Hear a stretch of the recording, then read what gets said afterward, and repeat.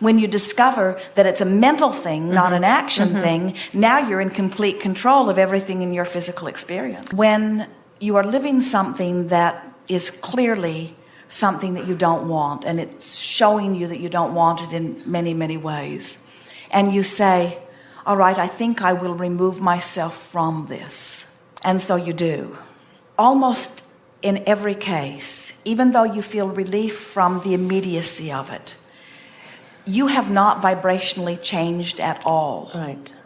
And so the same sort of experience with different places and different faces begins to amass around you, because law of attraction just keeps matching you up with it. So when you take the action to give yourself that space where you feel more relief, then it is very important to do the vibrational work. So now the work is to find a way of closing that gap. When you see things that you don't like, you offer a vibration that then is matched. In other words, you hold to you the thing you do not want. And so the only way to end a relationship or change a relationship, and it's fine if you've decided that you want to end it, but the only way to do that is to become a match to what you do want, because when you become a match to what you do want, anything that doesn't match that has to go away. What happens with so many is they have this image of what they want, and then they have this image of what is happening, but they give more attention to what is happening than they do to what they want, so they keep holding what is happening in their experience. The best thing that happens when you find vibrational harmony with what you do want is that you free the other to find vibrational harmony with what they want, and very often it just evolves into something where nobody leaves anybody. It just sort of becomes, and everyone understands that what became is even better than what was. One day we were encouraging someone on this identical topic. And as we encouraged her to focus upon the positive aspects and make lists of things that she did like and script the things that are not necessarily the way that she is wanting them to happen now, but as she is wanting them to be. And this person very boldly said, but Abraham, you misunderstood me. I'm not trying to save this relationship. I'm not trying to make this relationship work. And what we are wanting you to understand is that by finding vibrational harmony with what you do want, it has to come to you. And if this relationship is not the match, then it has to go someplace else. It has to be. It's a very common thing for people to have something that they don't want, and by their attention to it, hold it to them, believing that now they must take some action in order to change things. It's hard for you to really believe that by becoming adamant with yourself about only looking for the best parts of the relationship, that this is the way of purifying your vibration so that a relationship that doesn't match that can't stay. Most people have a hard time hearing that, because they really think that once they've made up their mind that they want to go, then to work on the relationship feels like what they're saying is, I want to stay. And what we're saying is, you've got to become a vibrational match to your own desire, no matter what. And when you do that, everything around you will evolve to match the image that you have in your mind. First, we want to acquaint you with your vortex and help you to make that your predominant relationship.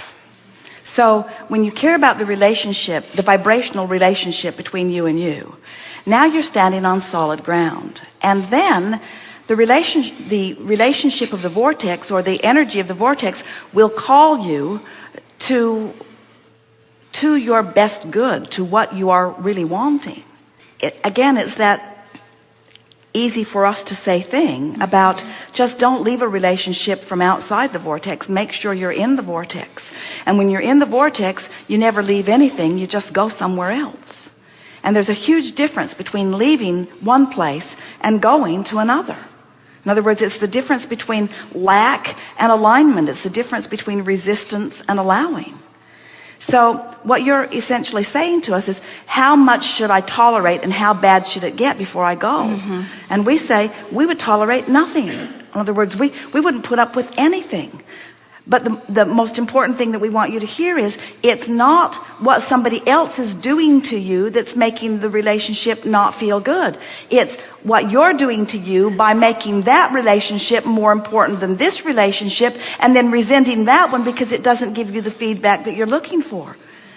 In other words, when you're looking to another person to buoy you up, to fulfill you, to reassure you, to adore you, to love you unconditionally, you're asking something from someone that you shouldn't be asking of anyone other than the source within your vortex, because it's not their job to hold you as their singular object of attention so that they're there for you anytime you need them.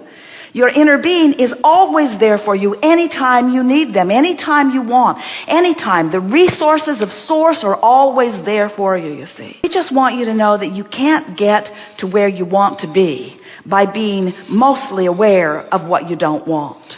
So here's how it works. So this troubling relationship is causing you, and has been causing you for some time, to create a really different relationship in your vortex. It's easier to go to the movie and watch the reality of all the color and vividness of real life than it is to conjure imagery of what's in the vortex. We get that. But we want you to understand that there is a vivid, delicious relationship waiting for you that has been carved out of every relationship that you've ever had, that you have access to, but that you have to make a choice, thought by thought, day by day, moment by moment, emotion by emotion. You have to reach for better feeling thoughts. You have to reach for what's here rather than be appalled by what's here. In those moments when you're not being tested to the fullest, in those moments when you're lying in the privacy of your own mind in bed and you have the ability to conjure thoughts, think about the vortex, not about the better relationship. Think about the vortex. Think about the peace and wonder and fulfillment of the vortex. Because what happens is, you see, you've already done step one. You've already put the relationship you want in the vortex. Now, the more you soothe yourself, the more you allow your vibration to raise, until eventually, it is our promise to you, your vibration will raise to the frequency of your vortex, and then you are a cooperative component to all of the things that you've put there, and then the impulse to act will be so strong that you will not be able to deny it. But it won't be a moving away from, it will be a coming home to feeling. Something wonderful, something dynamic, something deserved, something equal to who you really are, something in alignment with what you've put there. You deserve a wonderful, wonderful, wonderful, wonderful, wonderful relationship, you see. You deserve a wonderful relationship. That's what's there for you. But you just gotta go to the pantry for a while and eat. You all watch television with all that stuff going on that's negative. Here, this is the key or the trick that you're looking for. How can I be inside of it, in the right smack dab in the middle of a manifestation that is unpleasing, and offering a different vibration? Mm-hmm. We think you have the ability to bliss out far more often than you've been giving yourself credit. You have such power of persuasion when you get tuned in, tapped in, turned on. Have you ever been in a situation where something happened and you laughed, and because you laughed, everyone else did too, and it sort of blew over? You changed the vibrational dynamics of the situation from your in the vortex attention to it, you see. Don't be hard on the other person, because you can't get to the person that you really want while you're railing against the person you don't want. You can't get to the behavior that you really want while you're taking detailed notes of what's wrong with what's going on. In other words, you're wanting to deactivate that in your vibration. And we've never known anyone who could deactivate something without activating something else. In other words, you just can't push against what you do not want without making it bigger.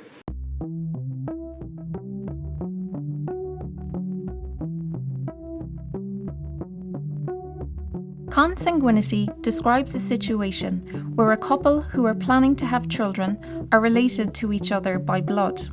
In this example, Anne's mother Jane is the sister of John's father Ian, and so Anne and John are first cousins. There is an increased risk of genetic disorders occurring in children from parents who are related. For first cousins, where there is no other consanguinity in previous generations, this risk is approximately 5%. Genetic disorders are not confined to consanguineous parents. The risk of genetic disorders in the general population is 2.5%. So while consanguinity does double the risk, first cousins still have a 95% chance of having a healthy child. If there is consanguinity in previous generations, and the couple come from a small isolated population, the risk to the children of a first cousin relationship does increase to greater than 5%. A 1993 study showed that, for families where consanguinity had been practiced for many generations, first cousin parents trebled their risk of having a child with an autosomal recessive disorder. The more distantly related the couple, the less risk to the baby. Here, Anne and John are shown as being first cousins once removed. The risk to children of first cousins once removed is 3.5 to 4%. In the next example, Anne and John are second cousins. The risk in a second cousin relationship is 3%. The risk to a couple who are third cousins is the same as the general population. So as you can see, whilst cousin marriage does increase the risk of having a baby with a genetic disorder, in most instances the children will be healthy.